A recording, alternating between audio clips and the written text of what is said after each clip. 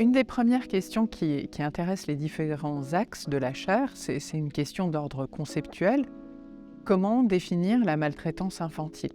Car pour pouvoir envisager des solutions, des modes de prévention, des accompagnements ou des prises en charge, encore faut-il savoir de quoi on parle. Cette définition ne va pas de soi. En effet, il y a deux choses à définir. Il y a d'une part la maltraitance et d'autre part l'enfance. Et puis, dans un second temps, il y a la manière dont les deux choses vont s'articuler entre elles.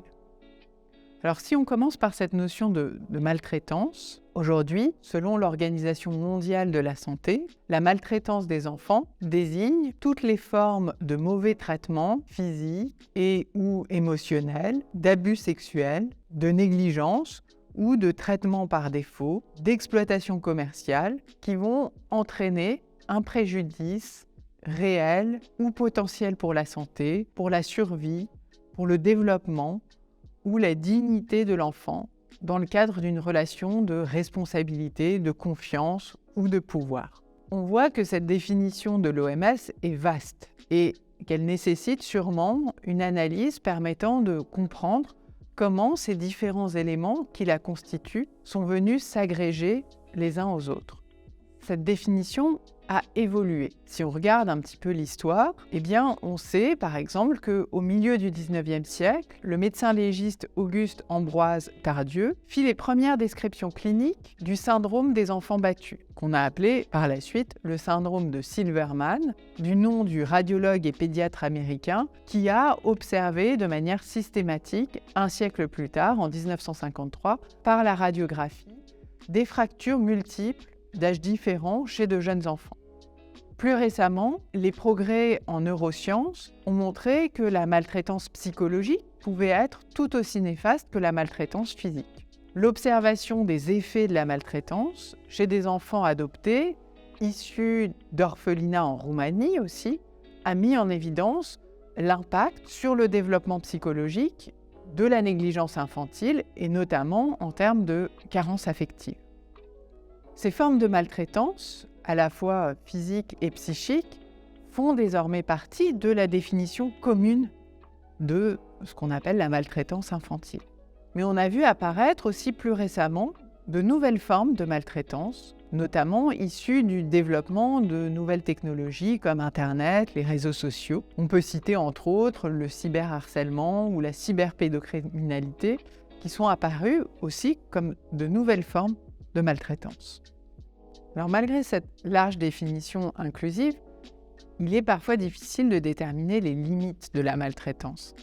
À quel moment il s'agit ou non de maltraitance, ou on est encore dans la maltraitance. Et cela a à voir aussi avec une autre définition, celle du bien-être des enfants, en contraste de cette idée de maltraitance.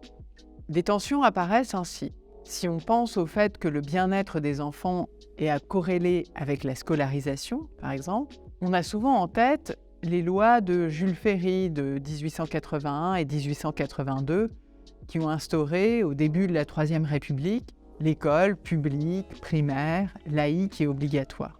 Pourtant, le travail des enfants en France a commencé à décroître avant, à partir de 1841, avec l'interdiction de faire travailler les enfants de moins de 8 ans, la limitation à 8 heures de travail pour les enfants entre 8 et 12 ans et à 12 heures après 12 ans. Cette décroissance va s'accélérer avec les lois Guizot, mais il faudra attendre le début du XXe siècle, en 1924, pour que la Société des Nations adopte une déclaration sur les droits de l'enfant en 5 points et en 1959 pour que la Déclaration des droits de l'enfant en 10 principes soit proclamée.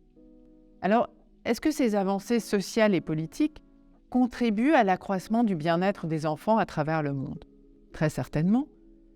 Mais pourtant, le travail des enfants est encore très présent dans le monde. Il est loin d'avoir disparu, comme en témoignent les récents récits autour du travail forcé des jeunes enfants dans les usines Nike, lesquels ont fortement indigné la population occidentale, sans d'ailleurs forcément que des mesures concrètes soient toujours prises pour endiguer ces phénomènes.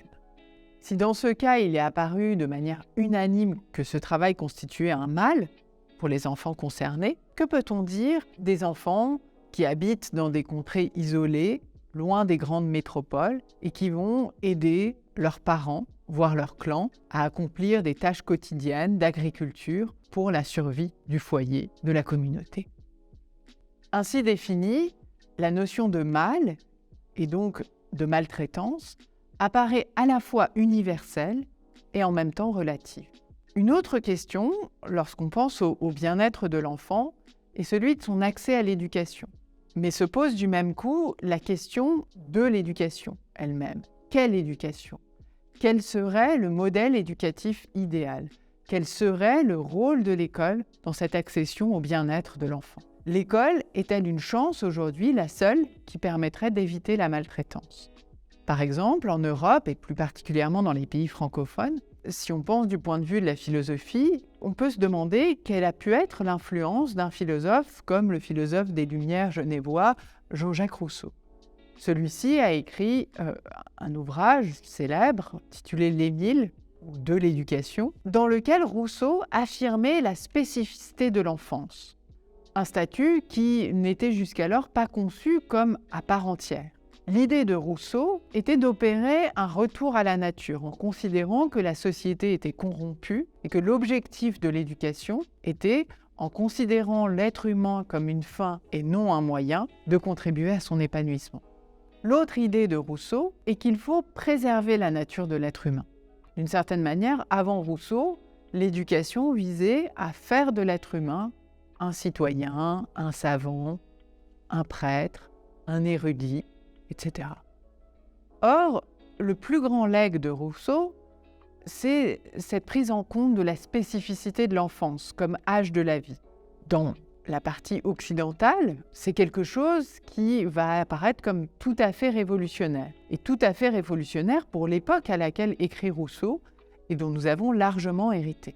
Nul ne dirait aujourd'hui que l'enfance est simplement un moment de l'existence de l'individu, un moment qui serait qualitativement similaire à l'âge adulte. Ainsi, Rousseau a permis aussi de réfléchir sur les différents stades de l'enfance, au fait qu'à chacun de ces stades correspondaient des approches différentes de l'enfant. On peut penser au développement de travaux de psychologues comme Jean Piaget, qui vont apparaître au début du XXe siècle et qui vont révolutionner la psychologie infantile. Donc cette réflexion rousseauiste philosophique théorique est évidemment à mettre en lien avec le développement d'une certaine pédagogie, sur le fait qu'il faudrait respecter dans l'éducation et pour le bien-être des enfants ces différents âges ou stades de développement. Mais pour autant, ces réflexions menées par un grand philosophe, peut-on dire qu'elles ont forgé notre système éducatif contemporain, qui, en effet, considère aujourd'hui que pour éduquer l'enfant, il faille, à la manière de Rousseau, l'isoler de la société, que l'éducateur doit attendre que l'élève soit prêt. Les systèmes d'éducation contemporains sont plutôt tournés vers l'idée qu'il faut faire les choses dans un temps donné, et si possible, le plus rapidement possible. Il faut être propre à 3 ans, apprendre à lire entre 6 et 7 ans, etc. Les visées de l'épanouissement de l'enfant ne sont plus celles de Rousseau, l'accession à la beauté ou à la liberté pour tous, mais sont plutôt orientés vers la production de bons citoyens capables d'effectuer des travaux en tout domaine. Ainsi, ces réflexions conceptuelles et théoriques nous amènent à nous interroger sur nos normes, les contraintes imposées par la société, les limites des systèmes éducatifs dans notre capacité à prévenir la maltraitance infantile. On l'aura compris, la définition de la maltraitance infantile n'est pas universelle, et ce, même s'il existe un certain nombre d'invariants, comme l'idée de ne pas faire de mal. Néanmoins, les limites de ce mal sont plus ou moins visibles, surtout si on examine les dimensions psychologiques, les dimensions sociétales ou anthropologiques qui les déterminent. Nous pensons donc que la confrontation des perspectives culturelles, notamment à l'échelle de la chaire, mais aussi plus spécifique au sein de chacune des aires culturelles représentées par la chaire, peut permettre de mettre en lumière aussi les tensions qui sont propres à chacun des pays représentés au sein de la chaire.